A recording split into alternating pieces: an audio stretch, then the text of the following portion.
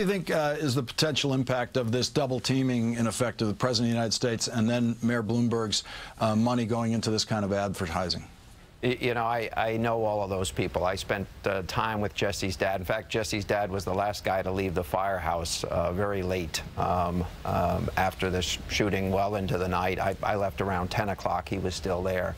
If this doesn't touch people, I don't know what will. Even in my own state, there are people who don't want to outlaw the possession of these large capacity magazines. I've put forward a proposal that does just that. I'm hoping it will be taken up by the legislature. I know that there are people who don't want to do that. We're going to pass a limit. You're not going to be able to sell those weapons any longer in our state. We should not allow those magazines to remain in our state. We should do the common sense things necessary to move forward on this issue. I believe we will when everything is said and done. I think this is a wake-up call to the nation.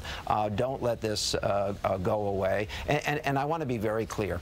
There are going to be more of these in post offices, in malls, in movie theaters. The people who vote against any of this go around, if it's defeated, are going to have to explain to their constituents why they couldn't agree with 90% of Americans' public, why they couldn't agree that universal background checks were necessary, why they couldn't limit the sale of these very dangerous assault weapons that are designed to kill people, and why they couldn't go back to the 2004 limitation with respect to magazines and not allow high-capacity magazines to be possessed in our country any longer. These are common sense proposals, and we need to do something about it in our nation. We need to honor the memory of those 20 babies and those 6 educational professionals. We need to honor the memory of people who've been slaughtered in other jurisdictions throughout this country. Quite frankly, we need to start honoring the people who are going to die because we're not doing enough.